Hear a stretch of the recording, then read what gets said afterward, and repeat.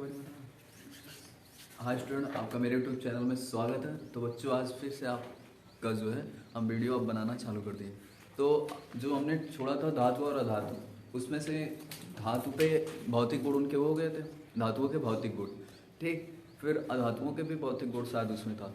अब हम आपको पढ़ाएंगे अधातुओं के रासायनिक गुण। धातुओं के रासायनिक गुण हो चुका था, तो अब पढ़ाएंगे हम जो है आपको अधातुओं के रासायनिक गुण। तो अधातुओं के रासायनिक गुण में है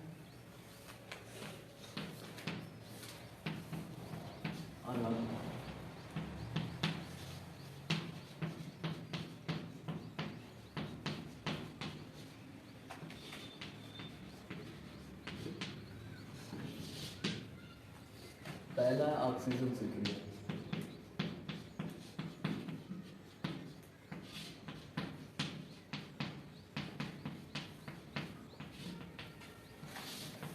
तो जो अधातुएं हमारी हैं वो ऑक्सीजन से क्रिया करके क्या बनाएंगे, सबसे पहले ये है ना। तो देखो अधातुएं, कुछ अधातुएं जो ऑक्सीजन से क्रिया कर लेती हैं, ठीक है। कुछ अधातुओं को ऑक्सीजन की उपस्थिति में, ठीक है, कुछ अधातु जो है ऑक्सीजन से क्रिया कर लेंगे, या कुछ अधातु जो है ऑक्सीजन की उपस्थिति में दहन करने पर तब भी वही होगा बात, ठीक है। जब ऑक्सीजन की उपस्थिति में दहन करेंगे तो इसका मतलब तब भी वो रिएक्ट कर रहे हैं, ठीक है। तो ऑक्सीजन की उपस्थिति या दहन करने पर, ठीक है, वे अपने ऑक्साइड बनाते हैं, वे अपने ऑक्साइड बनाते हैं। मतलब अधातुओं को हम ऑक्सीजन की उपस्थिति में चाहे क्रिया कराएं या उनको जलाएं, ठीक, वो बनाएंगे अधातु ऑक्साइड है। क्या बनाएंगे? अधातु ऑक्साइड। तो देखो जब अधातुओं को हम ऑक्सीजन की उपस्थिति में या ऑक्सीजन से क्रिया कराते हैं तो वे क्या बनाते हैं? अधातु ऑक्साइड बनाते हैं, अधातु ऑक्साइड बनाते हैं। अब जैसे हमारा हो जाएगा, अब आप हाइड्रोजन ले लीजिए एक तरह से, ठीक है। हाइड्रोजन जो है उच्च दाब, ठीक, उच्च दाब और ताप, उच्च दाब पे, ठीक है, क्या करता है? जब रिएक्ट करता है तो H2O बनाता है। क्या बनाता है? H2O बनाता है, ठीक है। जल, तो देखो हाइड्रोजन ऑक्साइड, हाइड्रोजन ऑक्साइड, ठीक। अब जो है आप कार्बन ले लीजिए, कोयला, ठीक है, कार्बन को कोयला। अब इसको ऑक्सीजन की उपस्थिति में दहन कर दीजिए, जला दीजिए, तो ये क्या बनाएगा? Carbon dioxide. ये अधातु है, ये ऑक्साइड, कार्बन डाइऑक्साइड मतलब अधातु ऑक्साइड। तो क्या हुआ कि ऑक्सीजन के साथ, ठीक है, क्रिया करके जो अधातुएं हैं हमारी वे क्या बनाती हैं? ऑक्साइड बनाती हैं, अपनी क्या बनाती हैं? ऑक्साइड, ठीक। तो दूसरा है हाइड्रोजन जल के साथ ना, H2O के साथ, जल के साथ।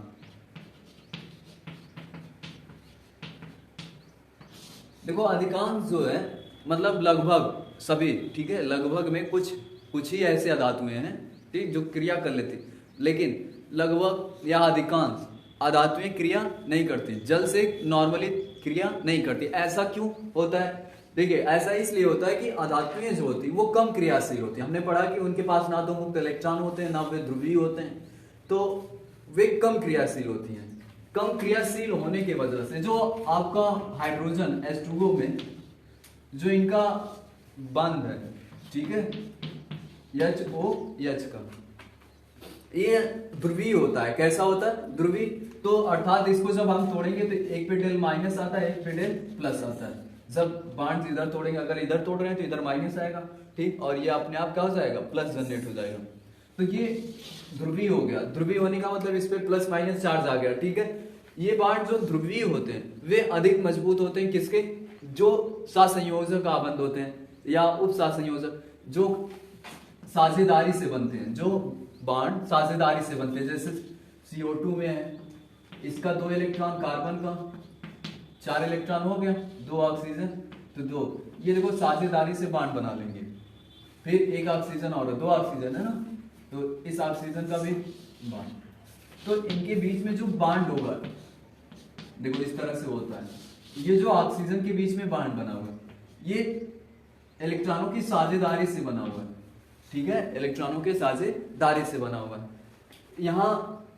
यहाँ भी साझेदारी होती है, लेकिन ये पार्शियली ध्रुवीय होने का कारण क्या है कि ऑक्सीजन जो है बहुत माइनस रिएक्टिव सॉरी निगेटिव तत्व है। कैसा है? निगेटिव तत्व।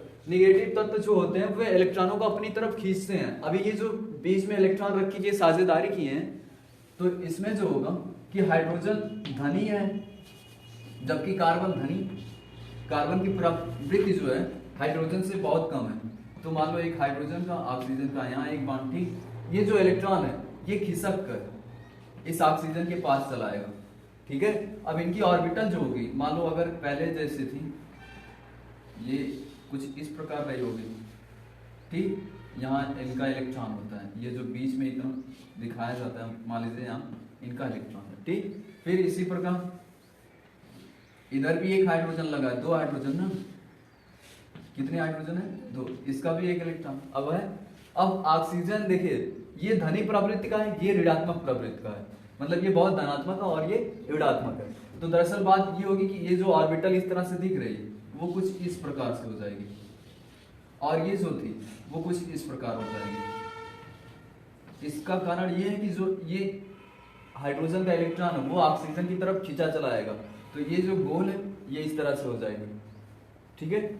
तो इलेक्ट्रॉन कुछ इसके करीब में आ जाएंगे, ठीक है, ऑक्सीजन के। तो ये जो है क्या हो गया, इधर की तरफ ध्रुवित हो गया ना, इधर की तरफ खींच उठा। खींचने का मतलब क्या है कि कोई बल रहा होगा तभी तो खींचा होगा। तो जब इलेक्ट्रॉन ऑर्बिटल छोड़ते हैं, अगर मान लीजिए एकदम से छोड़ के चला गया तो प्लस आ जाएगा। अभी एकदम से छोड़ के नहीं गया, ऑर्बिटल में है, बस ऑर्बिटल खींच उठी है उधर की तरफ, तो ये क्या है, हल्का है ना, अभी चार्ज हल्का उत्पन्न हुआ है, तो हल्का के लिए डेल लगाते हैं। इसका मतलब होता है कि इस पे हल्का प्लस आया और इस पे क्या आ जाएगा, हल्का माइनस। बात समझ में आई? तो जो धातुएं होती है इनके बॉन्ड को तोड़ने की क्षमता नहीं होती, इनमें बहुत कम ऊर्जा होती है, जिसकी वजह से ये इनसे रिएक्ट नहीं कर पाते ना अधिकांश, लेकिन सबके बारे में नहीं कह सकते। तो हमारी जो धातुएं हैं वे ज्यादातर क्रिया नहीं करती, किसके साथ, जल के साथ, ठीक। जैसे आप जो है कोयला डाल दिए पानी में तो वो हमें वैसे ही पड़ा रहेगा, पत्थर डाल दिए तो भी वो वैसे ही का पड़ा रहेगा, ठीक है। आगे किसके साथ है, किसके साथ, अम्लों के साथ।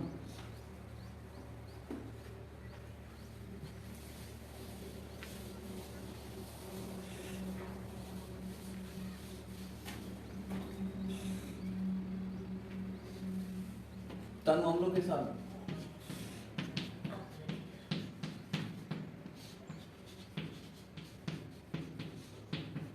ये भी रिएक्ट नहीं करती ना, नहीं। जो अधातुएं हैं वो तन अम्लों के साथ क्रिया नहीं करती, परंतु सांद्र अम्लों के साथ क्रिया करके, परंतु सांद्र अम्लों के साथ क्रिया करके ये जो है उनके सल्फेट बनाते हैं। जैसे हमने पढ़ा था कि देखो तन अम्लों के साथ जो हमारी धातुएं हैं, ठीक, जैसे एल्युमिनियम है, अभी तो ये धातु है ना, धातु, जैसे धातु पढ़े थे हम लोग कि धातु जो है किससे क्रिया करके, तन अम्लों के साथ क्रिया करके, तन अम्लों के साथ क्रिया करके। तो एल्युमिनियम क्या बना लेता था, सल्फेट बना लेता था। क्या बना लेता था, सल्फेट, ठीक। एल्युमिनियम सल्फेट और हाइड्रोजन गैस देते थे। क्या देते थे ये, हाइड्रोजन गैस। तो हाइड्रोजन गैस देते थे, लेकिन अब ये जो धातुएं हमारी हैं, जैसे कार्बन है, क्या है, H2O से क्रिया करके कार्बन सल्फेट बना लेगा, नहीं। अधातुएं जो है अधिकांश जो है वो क्या करती हैं, अम्लों के साथ क्रिया नहीं करती, अम्लों के साथ क्रिया नहीं करती। अगर सांद्र है, कैसा है, सांद्र है, तो ये इसमें डिस्ट्रॉय हो जाते हैं, नष्ट हो जाते हैं, ठीक है। बल्कि अभी जैसे आप कोई लकड़ी है तेजाब में डालेंगे तो वो जल जाएगी, क्या हो जाएगी, जल जाएगी। अब ये थोड़ी हुआ कि वो उससे क्रिया कर रही, क्रिया नहीं कर रही, बल्कि उसमें जाके डिस्ट्रॉय हो जा रही है, क्योंकि हम लोग के पास कौन सा गुण होता है, सभी वस्तुओं को डिस्ट्रॉय करने का गुण होता है, नष्ट करने का, ठीक है। ये नहीं कि वो रिएक्शन कर रही, बल्कि वो क्या हो जा रही है, नष्ट हो जा रही, उसमें जाके खत्म हो जा रही है ना। उसके बाद है क्लोरीन से क्रिया की, और रेडी। तो आपने क्या सीखा कि अम्ल जो है केवल धातुओं से क्रिया करते हैं, अधातुओं को क्या कर देते हैं, वो डिस्ट्रॉय कर देते हैं, नष्ट कर देते हैं, ठीक। उसके बाद कौन सा गुण था,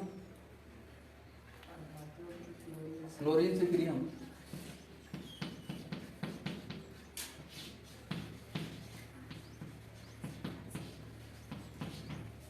देखो अधातुएं जो है क्लोरीन से क्रिया करके, अधातुएं जो है क्लोरीन से क्रिया करके अपने क्लोराइड बनाते हैं। अपने क्या बनाते हैं? क्लोराइड। जैसे आप कोई अधातु का नाम बताइए,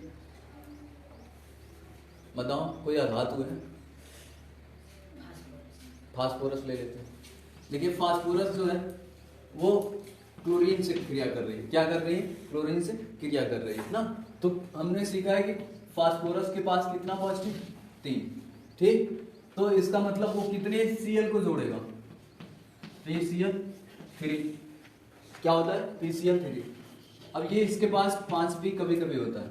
तो अब जो है ये क्लोरीन से क्रिया करेगा तो किससे जुड़ेगा? PCl5।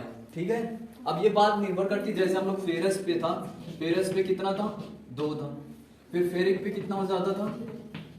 3 हो जाता था। ठीक, यही प्रोसेस इसमें भी है। ठीक, तो कभी कभी ये 3 और 5 दोनों दिखाता है। तो जब 3 दिखाएगा तो फास्फोरस कितना क्लोराइड है? 3 क्लोराइड। तो 3 को क्या बोलते हैं? ट्राई बोलते हैं। देखो 1 को मोनो, 2 को डाई और 3 को ट्राई, 4 को टेट्रा, 5 को पेंटा। ठीक, हेक्सा। फिर तो आपका कितना हो गया इसमें बताइए? पहले एक करके देखते हैं ना।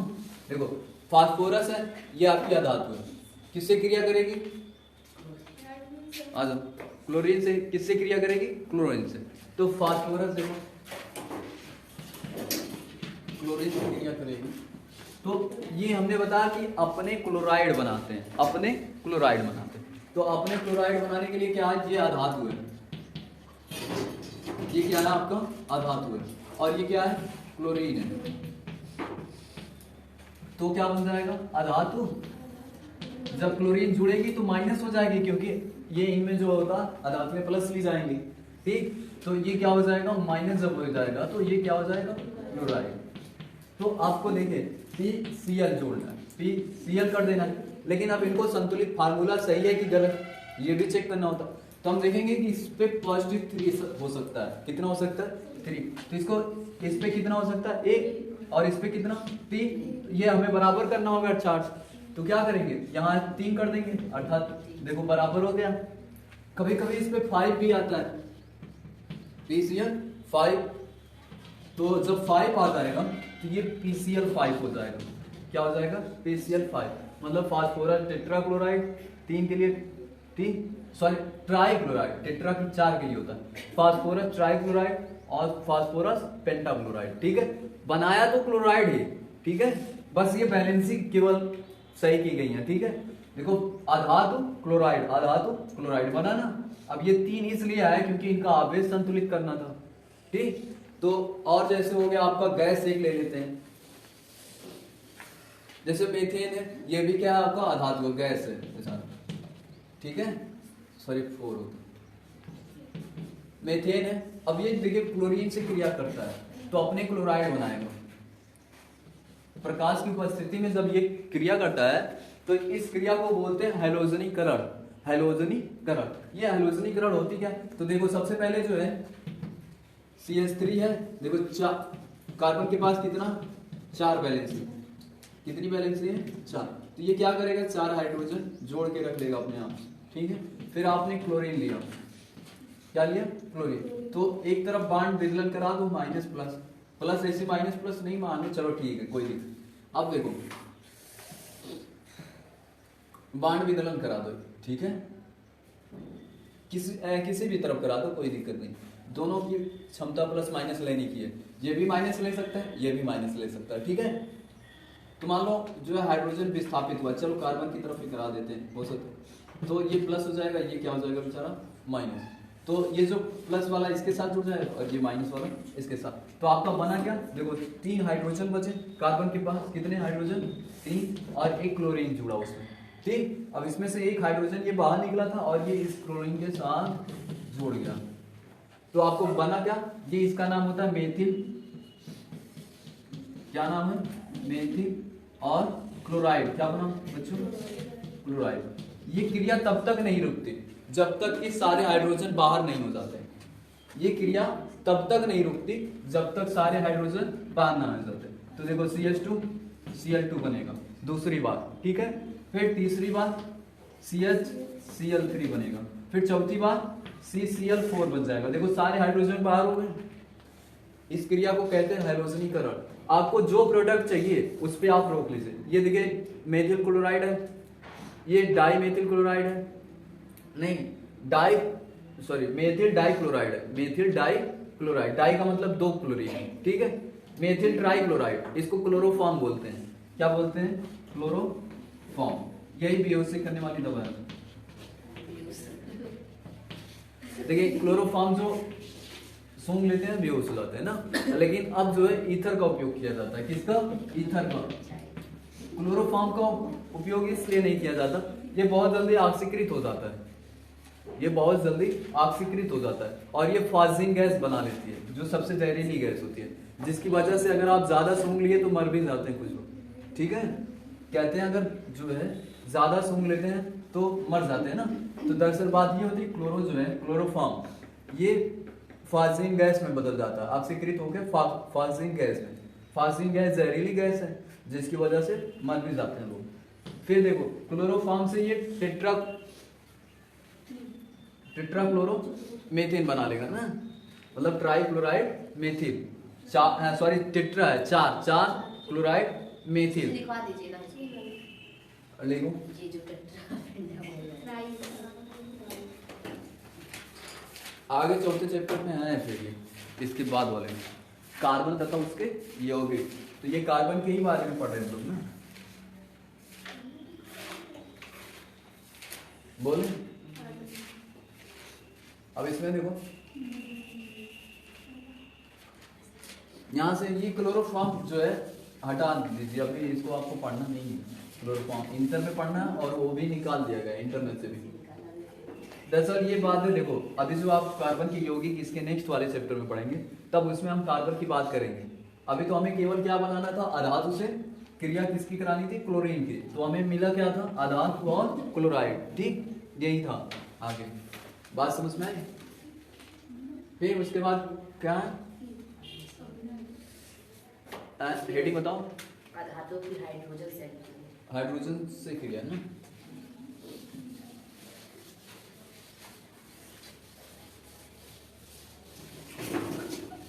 अब ये चलो अधातुओं की हाइड्रोजन से क्रिया, अधातुओं की हाइड्रोजन से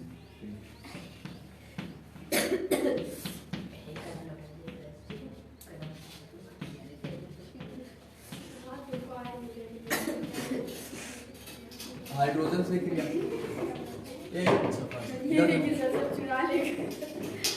बहुत मार खाओगे तुम लोग, आवाज कर रहे हो। सर इसको भी चुरा देंगे, देखिए पहले ऐसे चलो वो उसको जब पढ़ ओढ़ के निकल जाएगी 12 बार, तब वीडियो देखेगी तो कहेगी हम वही क्लास में थे। जब याद करेगी अपने मतलब जो है कि हम लोग 10 में पढ़ते थे, तो वो तब वीडियो देख के याद करेंगे। अगर जरा अपलोड करेंगे आज ही जाके बताएंगे। तो हाइड्रोजन से क्रिया, अब हाइड्रोजन से अधातुओं की आपने क्रिया कराई है, तो सबसे पहले कार्बन लेते हैं, ठीक है। ये हाइड्रोजन से देखो क्रिया करके मीथेन बना सकता है। क्या बना सकता है? मीथेन, CH4, ठीक है। तो देखो कार्बन अपने हाइड्राइड बनाए, मतलब अपने ही तो कार्बन जुड़ा है प्लस के रूप में और ये माइनस के रूप में, ये अपने क्या बनाए? हाइड्राइड बनाए। अब जैसे ऑक्सीजन है वो भी हाइड्रोजन से क्रिया करके H2O बना लेता है सर। क्या बना लेता है? अपने हाइड्राइड बना लेता है। क्या बना लेता है? अपना हाइड्राइड बना लेता है, ठीक है। आगे कोई और धातु है?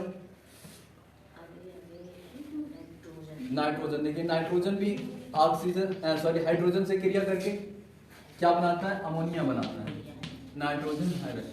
अर्थात ये सारे के सारे हाइड्रोजन को अपने अंदर क्या कर लेते हैं? जोड़ लेते हैं, ठीक है। क्या करते हैं? जोड़ लेते हैं।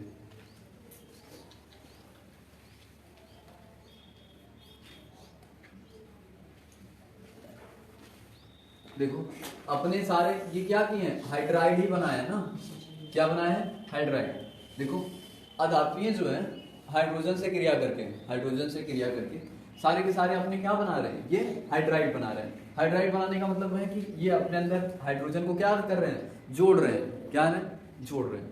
ठीक, तो जब हाइड्रोजन जुड़ता है तो वो कौन सी अपक्रिया होती है, अपचयन।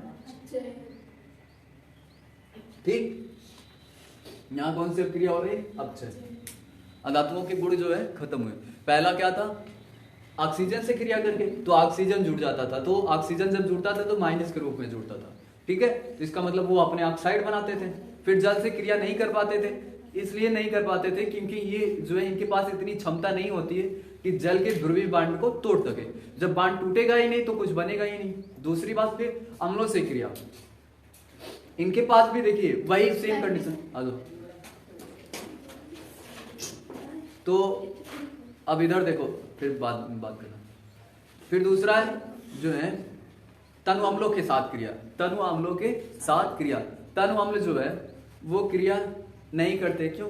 क्योंकि सेम प्रोसेस फिर वही लागू हो रहा है जो जल में था। क्योंकि इनकी जो अधातुओं की क्षमता होती है वो इतनी नहीं है कि जो है अम्लों को क्या कर सके, ध्रुवित कर सके। हाँ, सांद्र में जब डालेंगे तो ये नष्ट हो जाते हैं। क्यों ऐसा होता है? क्योंकि अम्लों के पास संक्षारण का गुण होता है, मतलब किसी भी वस्तु को नष्ट करने का गुण होता है। तो वो क्रिया नहीं करते बल्कि उसमें डिस्ट्रॉय हो जाते हैं, नष्ट हो जाते हैं। ठीक है, क्रिया करने का मतलब होता है कि एक नया प्रोडक्ट बनाना, लेकिन ये तो उसमें जाके डिस्ट्रॉय हो जा रहे हैं, तो ये क्रिया नहीं हुई। ठीक, आगे है क्लोरीन से क्रिया। तो जब ये क्लोरीन से क्रिया करते थे तो अपने अंदर क्लोरीन को जोड़ लेते थे। क्या करते थे? जोड़ लेते थे। अर्थात अधातु क्लोरीन से क्रिया करे तो क्लोरीन जब अधातु में जुड़ेगी तो माइनस के रूप में जुड़ेगी। अधातु और कोई प्रोडक्ट जब माइनस में होता है तो आइड जोड़ देते हैं। जैसे क्लोरीन है तो क्लोराइड क्या हो जाएगा? क्लोराइड। तो अधातु क्लोराइड क्या जुड़ता था? अधातु क्लोराइड बताता था। ठीक, ये समझने का आसान तरीका था। फिर हाइड्राइड, अब हाइड्रोजन से जब क्रिया करेंगे तो हाइड्रोजन है तो हाइड्राइड क्या हो जाएगा? हाइड्राइड। हाइड्राइड का मतलब होता है कि H जो है इसके अंदर माइनस के रूप में जुड़ जाएगा। जैसे आप कोई नाइट्रोजन ही लिए तो नाइट्रोजन में हाइड्रोजन जुड़ गया। ठीक, तो नाइट्रोजन हाइड्राइड। अब इसको संतुलित करना है तो देखिए इस पे +3 अगर लेंगे तो यहाँ 3 हो जाएगा। ठीक, क्योंकि हाइड्रोजन के पास कितना होता है? -1 ही होता है। तो ये NH3 और इसका नाम हम लोग पढ़े हैं क्या? NH3 का अमोनिया। क्या पढ़े हैं? अमोनिया। अमोनिया, ठीक है, क्या पढ़े हैं? अमोनिया। फिर देखिए आपको जो है मिश्र धातु उपधातु के बारे में थोड़ी सी जानकारी लेनी है। ठीक है, जैसे जानकारी लेनी भी नहीं है, बस धातुओं का निष्कर्षण बताना है। तो अब दे दिया हेडिंग तो बता देते हैं। मिश्र धातु,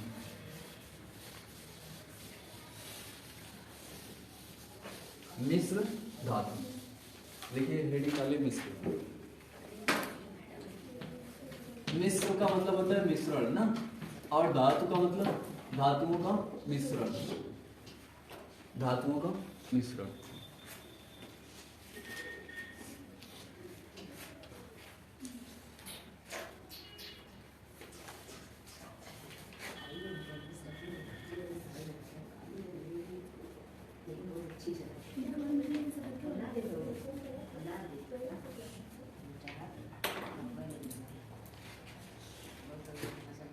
देखिए मिश्र धातु उपयोग में क्यों आए? सबसे पहले तो ये समझते हैं मिश्र धातु उपयोग में क्यों आए। तो देखो मिश्र धातुएं उपयोग में इसलिए आई कि कुछ हमारी जो धातुएं होती हैं या तो बहुत लचीली होती हैं। लचीली का मतलब ज्यादा कठोर नहीं होती, ठीक है, मजबूत भी ज्यादा नहीं होती। जैसे एल्युमिनियम को ले लीजिए, एल्युमिनियम आपका क्या है? कमजोर है। बस उसी से बना हुआ स्टेनलेस है जिसके बर्तन बनाए जाते हैं, वो देखिए कितना मजबूत है। मजबूत है कि नहीं आपका? तो अब स्टेनलेस जो बना है वो मिश्र धातु है। क्या है कि एल्युमिनियम में जब हम जो है एल्युमिनियम का जब मिश्रण बनाए, मिश्र धातु बनाए, तो स्टेनलेस बना। और जैसे आपका पीतल है, पिंक कांसा है, ये भी क्या है? मिश्र धातु है। तो मिश्र धातु बनाने का सबसे बड़ा यही था कारण कि जो हमारी धातुएं होती हैं, जैसे कापर भी बहुत मुलायम होता है, ठीक है, अब उसके बर्तन वगैरह बनाएंगे तो वो भी कम मजबूत होंगे, इसीलिए मिश्रण तैयार किया गया। मिश्रण में ये देखा गया कि जब दो धातुओं को हम मिलाते थे उनके गुण से एक अलग प्रकार की जो धातु प्राप्त होती थी वो उनसे ज्यादा मजबूत थी, उनसे ज्यादा मजबूत थी। ठीक है, तो मिश्र धातुओं का मतलब होता है कि जब दो या दो से अधिक धातुओं को उनकी गलित अवस्था में, ये नहीं कि ठोस ठोस मिलेंगी नहीं, पहले उनको गर्म करके गलित अवस्था में लाना होगा, फिर गलित अवस्था में लाने के बाद उन दोनों को मिक्स कर देंगे, तो जो धातु नहीं प्राप्त होगी उसे हम क्या कहते हैं, मिश्र धातु कहते हैं। ठीक, जैसे आपने तांबा पिघलाया, ठीक, उसके बाद जिंक पिघलाया, दोनों को मिला दिया तो आपका जस्ता पीतल प्राप्त हो गया। ठीक है, क्या प्राप्त हो गया, पीतल। पहले आपने धातुओं में किसको पिघलाया, तांबे को, फिर आपका जिंक पिघलाया। अब उन दोनों को आपको देखिए पीतल बनाना है तो तांबे की मात्रा ज्यादा करेंगे, जिंक की मात्रा कम कर देंगे। ठीक, लेकिन दोनों को मिलाएंगे तो एक नई प्रकार की धातु मिलेगी, एक नई प्रकार की जो इनसे मजबूत होगी काफी। ठीक, तो लिखिए मिश्र धातु, दो या दो से अधिक,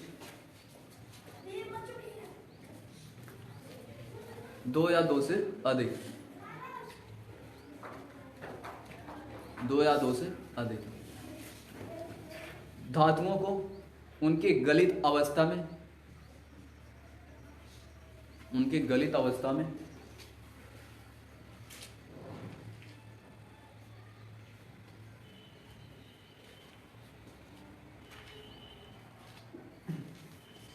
उनकी गलित अवस्था में, गलित अवस्था में दो या दो से अधिक, रुक जाओ, दो या दो से अधिक धातुओं की उनकी गलित अवस्था में मिश्रित करने पर, मिश्रित करने पर, मिश्रित करने पर, मिश्रित करने पर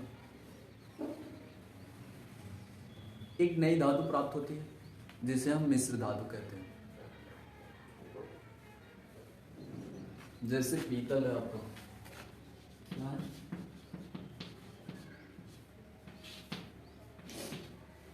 क्या है, पीतल। पीतल देखिए तांबा और जिंक से मिश्रित करके बनाया गया। किससे मिश्रित करके, जिंक को और किसको, तांबे को। तो आप देखिए पीतल में जो है देखेंगे तांबे का गुण ज्यादा होता है, तांबे का गुण ज्यादा होता है। ठीक, तो कॉपर लिए हम लोग, जिंक लिए, दोनों को मिला देंगे तो हमारा क्या प्राप्त होगा, क्या प्राप्त होगा, पीतल प्राप्त होगा। पीतल बनाने के लिए सबसे पहले हमें जिंक को पिघलाना होगा और तांबे को, दोनों को पिघला देंगे। अब इनकी मात्रा कितनी ली जाती है, तो इनको आप 70% लेंगे, बचे 30% ये। ठीक, तो ये जो पीतल प्राप्त होगा, अब देखिए तांबे, दरअसल बात ये भी है, तांबा आपका महंगा पड़ेगा, तांबा आपका महंगा पड़ेगा, जिंक सस्ता पड़ता है। अब इन दोनों को मिलाने पे जो पीतल, जिंक भी सफेद टाइप में होता है, जो इसका जो है आयस्क देखेंगे सफेद टाइप में ये भी रहता है। ठीक, और ये तो आपका जो है किस कलर का होता है, भूरा कलर का, किस कलर का, भूरा, इसका अलग ही कलर है एक भूरा, ठीक, ब्राउन। तो आप पीतल बनाए तो पीतल आप जानते हैं जैसे तांबा है, तांबे का तार वगैरह बनाया जाता है, बर्तन भी बनाया जाता है, लेकिन और कोई उपकरण नहीं बनाया जाता, जैसे नट बोल्ट है, ठीक है, या मशीनों के पुर्जे हैं, वो तांबे के नहीं बनाए जाते। क्यों? क्योंकि ये मजबूत नहीं पड़ते हैं। ठीक है, हमें चाहिए क्या, मशीनों में मजबूती चाहिए, तो जिससे हमने मिलाया तो हमें पीतल प्राप्त हुआ। अब पीतल के देखो बर्तन बनाए जाते हैं, पीतल के बर्तन, ठीक, उसके बाद इनके जो है मशीनों के पुर्जे बनाए जाते हैं। बात समझ में? कांसा प्राप्त किया गया, ब्रास। अब देखो ब्रास क्या होता है कि इसमें आप जो है इसका 78% कर देंगे, सॉरी 88% कर देंगे। कितना कर देंगे? 88। बेटा सही जाओ तुम लोग। और बचा आपका जो है स्कैंडियम, इसको 12% मिला देंगे।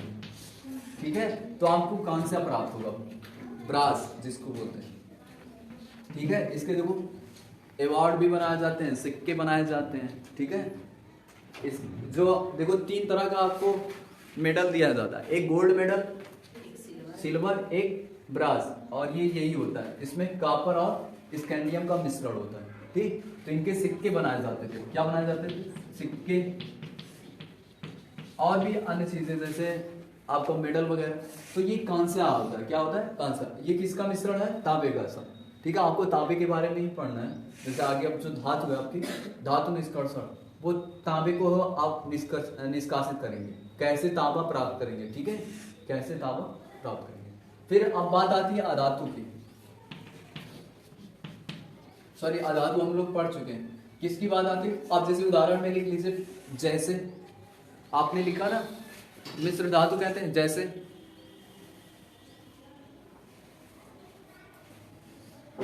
जैसे जैसे पीतल, जैसे पीतल। अब लोग पीतल में क्या क्या मिला है? Copper plus zinc. कितना परसेंट? 70%, 30%। ऐसे नीचे लिख लीजिए। फिर लिख लीजिए इनके बर्तन, पुर्जे आदि चीजें बनाई जाती है। फिर कांसा की मूर्ति बनाई जाती है। ये जो है ब्रास आपका, इसकी मूर्ति बनाई जाती है, सिक्के बनाए जाते हैं। मतलब थोड़ा जो महंगे होते हैं, ठीक है, तांबे के जो महंगी वस्तुएं होती है वो कांसा ही होती है। ठीक, ये बहुत पहले लोग हमारे जो कौन से सभ्यता? हड़प्पा सभ्यता। हड़प्पा सभ्यता पढ़े हो कि नहीं? वो लोग कांसा का उपयोग करते थे कि नहीं? मिश्र धातु। अरे 6 में भी है हड़प्पा, फिर 10 में भी है हड़प्पा सभ्यता। नहीं है 10 में सामाजिक विज्ञान में?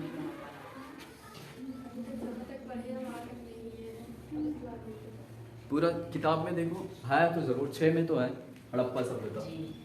हड़प्पा सभ्यता में वो लोग जो है मिश्र धातुओं का उपयोग करते थे। और ये हड़प्पा सभ्यता कब से कब तक मानी जाती है? तुम लोग इतिहास पढ़ते हो। अब जो है उपधातुओं के बारे में लिखें। उपधातुओं के बारे में। उपधातु वैसे तो कहें, देखिए उपधातुएं जो होती हैं, जिनमें उप का मतलब जिनमें दोनों का गुण हो। किसका? अधातु और अधातु दोनों का। अब ये दोनों गुण कब प्रदर्शित करेंगे? ये दोनों गुण जो है ये कब प्रदर्शित करेंगे? तो सबसे पहला कारण था धातु में कि वो इलेक्ट्रिक का प्रवाह करें, और अधातु में था कि वो इलेक्ट्रिक का प्रवाह ना करें। यही चीज है ना। अगर हम धातु में देखें, सबसे मेन रीजन है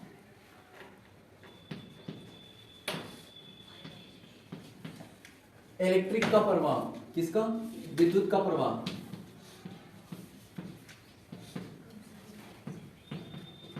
और विद्युत का प्रवाह ये नहीं करती। सीधे सीधे विद्युत के सुचालक लिख दें। सुचालक, विद्युत के कुचालक। लेकिन अब बात आती है किसके?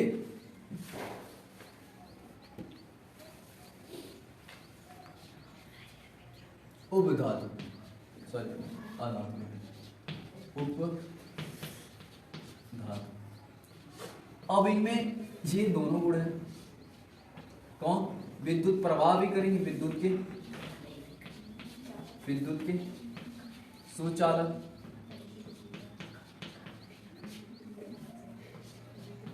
विद्युत के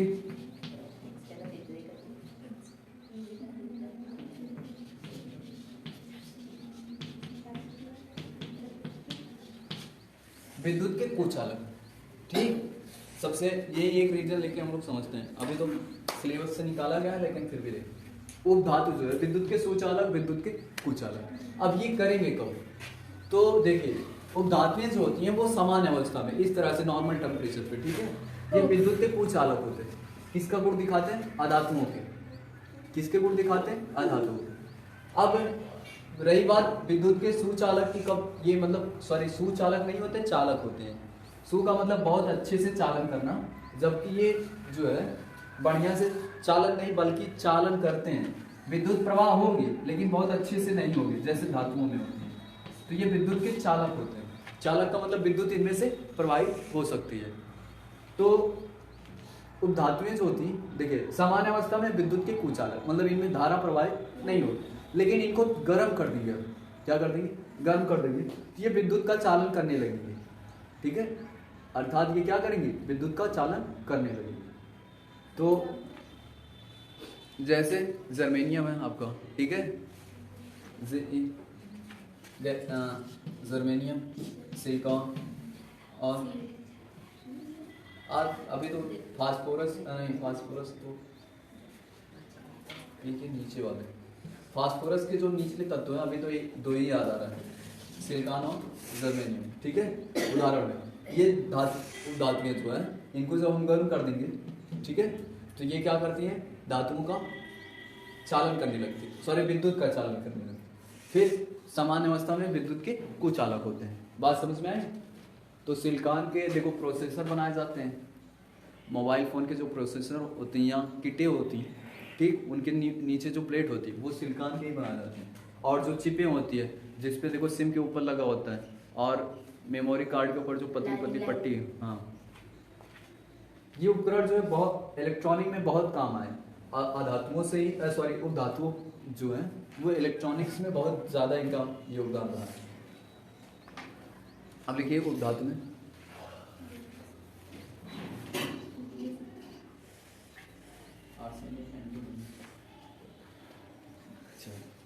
लिखिए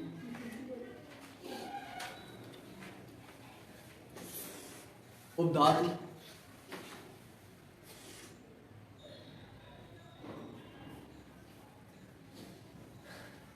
उपधातु उपधातु के पास धातु तथा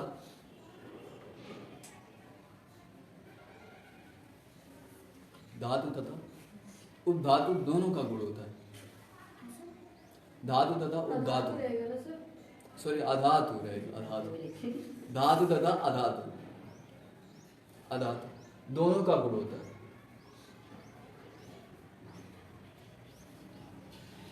अर्थात ये उभयधर्मी होते हैं, ये उभयधर्मी होते हैं।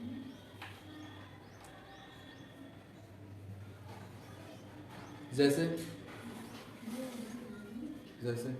आर्सेनिक एंटीमनी, आर्सेनिक होता है, ऐसे शुरू होता है आर्सेनिक,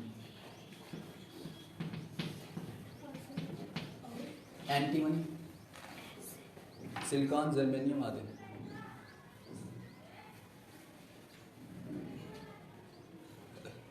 अब आपको कल जो है पढ़ाएंगे धातुओं का निष्कर्षण, ठीक है। तो सबसे पहले हम खनिज समझ लेते हैं, अयस्क।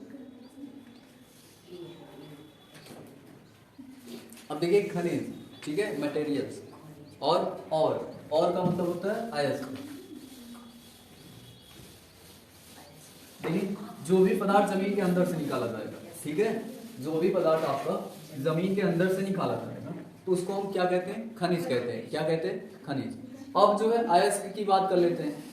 जमीन के या पृथ्वी के धरातल से जो भी आपके पदार्थ निकाले जाते हैं उनको हम मटेरियल्स बोलते हैं, खनिज बोलते हैं।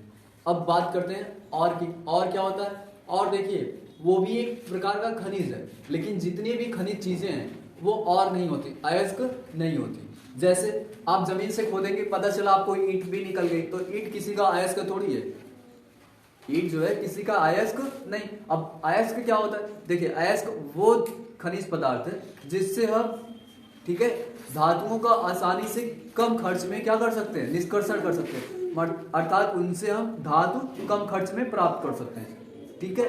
अब जो है अगर हम उस खनिज पदार्थ से लोहा प्राप्त कर रहे हैं तो वो लोहे का अयस्क हो जाएगा, ठीक है। जैसे हम जमीन से कुछ मटेरियल निकालें खोद कर तो वो खनिज हो गए। अब उसमें से तो कुछ ईंट निकल जाएगी, कुछ पत्थर निकलेंगे, तो ये अयस्क नहीं है, इनको हटा देंगे, ठीक। अब हमारे पास कुछ ऐसा बचेगा जिसमें हमें लगेगा कि इसमें धातु है, इसमें धातु है, तो हम वो जो पदार्थ है, ठीक, देखो पहले हमने जो जमीन से धरातल से, ये धरातल मान लेते हैं, ठीक।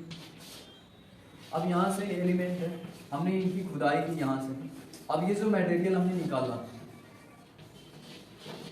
ठीक, अब ये क्या हो जाएगा, हमारा खनिज हो जाएगा। क्या हो जाएगा, खनिज। अब इस खनिज से हमें कुछ तो पत्थर मिलेंगे, इनको अलग कर देते हैं, फिर ईंट भी मिल जाएगी कुछ, और भी अन्य प्रकार की अशुद्धि मिलेगी, तो ये अलग हो गए, ठीक। अब ये आपके अयस्क नहीं है, क्या है, अयस्क नहीं, लेकिन इसमें से हम देखेंगे कि कुछ मेटल भी हैं, कुछ मेटल है, तो हम इनको जब बाहर निकालेंगे मेटल टाइप की जो हमारी रहेंगी, ठीक है, अब हम इसी को बोलेंगे अयस्क। क्या बोलेंगे? अयस्क। अर्थात जिनमें वे खनिज पदार्थ जिनमें धातुओं की मात्रा उपस्थित होती है, अधिकांश मात्रा मतलब अधिकतम धातुओं की ही मात्रा होती है, भले वो अशुद्ध रूप से हो, ठीक। तो उसी को हम बोलते हैं अयस्क। अब हम देखेंगे इस अयस्क में से हमें कौन सी धातु मिल रही है। लोहा मिल रहा है, तो ये लोहे का अयस्क हो जाएगा। किसका अयस्क हो जाएगा? लोहे का अयस्क। अगर आपको तांबा मिला, क्या मिला? तांबा, तो ये तांबे का अयस्क हो जाएगा। किसका? तांबे का अयस्क। अब बात करते हैं सोना और चांदी की। सोना चांदी जो है मुक्त अवस्था में पाए जाते हैं। करे मटकी पैसा में। सोना जो है मुक्त अवस्था में पाया जाता है। मुक्त का मतलब है कि वो उसमें ज्यादा अशुद्धियां नहीं इन्वॉल्व रहती हैं, ठीक है। वो पृथ्वी के धरातल पे किसी मिट्टी के अंदर मिल जाएगा आपको, किसी पत्थर के अंदर छोटे छोटे उसके टुकड़े मिल जाएंगे, ठीक है। फिर उसी को थोड़ा सा साफ होकर के गला के आप सोना प्राप्त कर लेते हैं। लेकिन जो और भी अयस्क होते हैं उनमें बहुत सारी अशुद्धियां होती हैं। इन अशुद्धियों को दूर करने के लिए कई प्रोसेस करना पड़ता है। पहले इनको तोड़ के छोटे छोटे करना पड़ता है, पीसना पड़ता है, गलाना पड़ता है, तब जाके धातु प्राप्त होती है। तो जैसे हम लोग गुड़ पकाते हैं तो सबसे पहले गुड़ क्या होता है, एक को पेड़ते हैं, एक की पिराई करते हैं, फिर रस निकलता है उसको छानते हैं, छानने के बाद कढ़ा में डालते हैं, फिर जो है गर्म करते हैं धीरे धीरे, तो उसमें से और भी जो है गंदगी निकलती है जिसको मैया बोलते हैं हम लोग, वो भी साफ करते हैं, फिर गर्म करते हैं। तो ऐसे ऐसे प्रोसेस होते रहते हैं ना। इसी प्रकार देखिए, सबसे पहले हम जमीन से खोदेंगे तो वो खनिज होगा। क्या होगा? खनिज। अब इस खनिज में से कुछ तो गंदगी निकलेगी, जैसे पत्थर, ईंट वगैरह, ठीक है, प्लास्टिक, तो ये अवशिष्ट पदार्थ हो जाएंगे। कौन से पदार्थ? अवशिष्ट। अब हम देखेंगे इसमें से कुछ धातुएं हमको प्राप्त हो रही हैं, कुछ धातु जैसा मिल रहा है, तो वही हमारा क्या होगा? अयस्क होगा। तो अयस्क की परिभाषा ये हो गई, खनिज पदार्थ वे खनिज पदार्थ जिनसे हम धातुओं को सुगमता से, मतलब अच्छी तरीके से या आसानी से, कम खर्च में प्राप्त कर लेते हैं, उसी को हम क्या कहते हैं? अयस्क। परंतु सभी खनिज पदार्थ अयस्क नहीं होते, कुछ अवशिष्ट पदार्थ भी होते हैं। बात समझ में आई? तो यही समाप्त करते हैं। कल आपको पढ़ाएंगे हम तत्वों का निष्कर्षण। तो खनिज और अयस्क, अब आपको कॉपर के देखिए, होमवर्क कॉपर के जो अयस्क हैं उसको याद करके आइएगा, ये बहुविकल्पी क्वेश्चन होता है। कॉपर के अयस्क, फिर लोहे का अयस्क,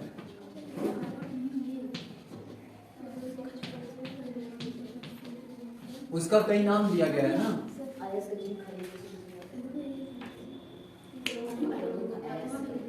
ये आप जो है कॉपर के अयस्क, लोहे के अयस्क, एल्युमिनियम के, एक और जोड़ लीजिए एल्युमिनियम। बहुविकल्पी क्वेश्चन इससे पूछा जाता है कि आप बताइए, जैसे कॉपर पायराइट है, ये किसका अयस्क है? कॉपर पायराइट ये किसका अयस्क है? तांबे का, लोहे का, एल्युमिनियम का। तो आप कॉपर आगे लिखा हुआ है, पायराइट लिखा हुआ है, तो कॉपर पायराइट का मतलब कॉपर का अयस्क होगा। तो इसी तरह से आपको पूछता है, आपको कॉपर के अयस्क के नाम लिख के लाने हैं, लोहे के और एल्युमिनियम के, तीनों के अयस्कों के नाम आपको लिख के लाने हैं, ठीक है। तो यही क्लास समाप्त करते हैं। हाँ, लेकिन चांदी जो है वो क्या है? सुचालक है। अब चांदी के तार या उपकरण इसलिए नहीं बनाए जाते, तो रोज चोरी हो जाएगा, पता चला घर से खंबा ही उड़ गया।